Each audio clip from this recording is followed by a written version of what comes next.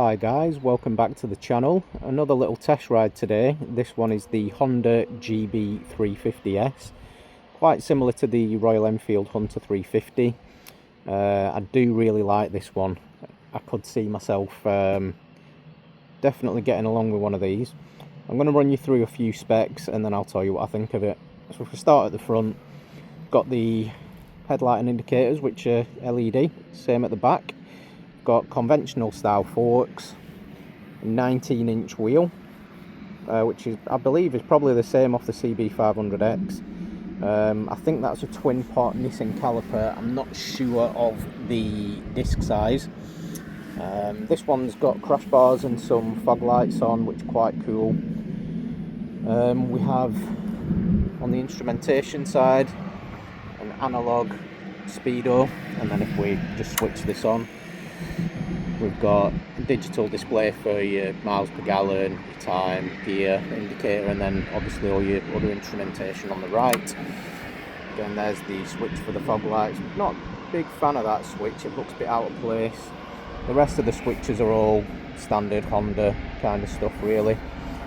The petrol tank, I believe, is 15 litres, which when you think about what miles per gallon this engine gets, you should be getting close to 300 miles on a tank on one of these.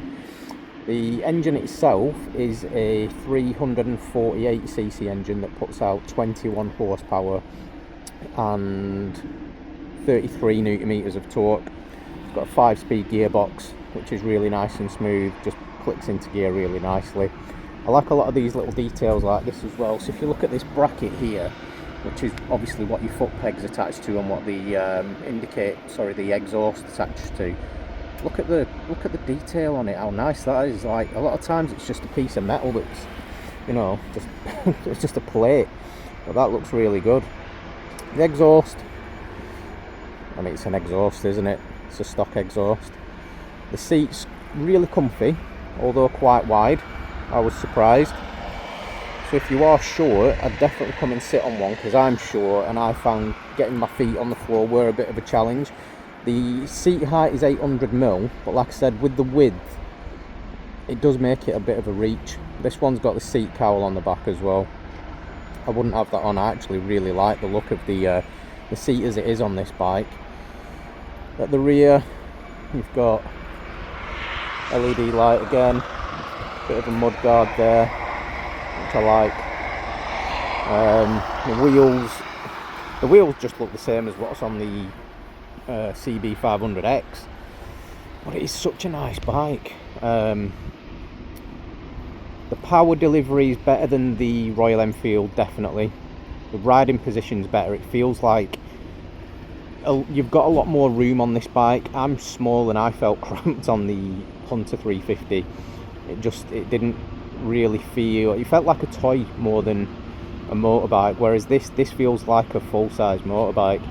It was actually parked next to a Triumph Street Twin when I collected this from Honda earlier, and the Street Twin was shorter and yeah, maybe about the same length, but yeah, definitely a shorter bike. So what do I think of it?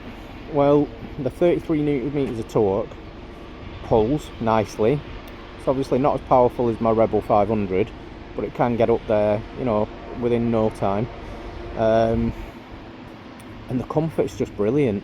Again, similar to the other bikes I've tried recently, the Nakeds, I'm still getting used to them a bit because I've not ridden a Naked in so long. So just having that cruiser style for so long has made me think, you know, I can't give a really good answer on what the handling's like, because they all just feel, you know, not the same as what I'm used to at the minute.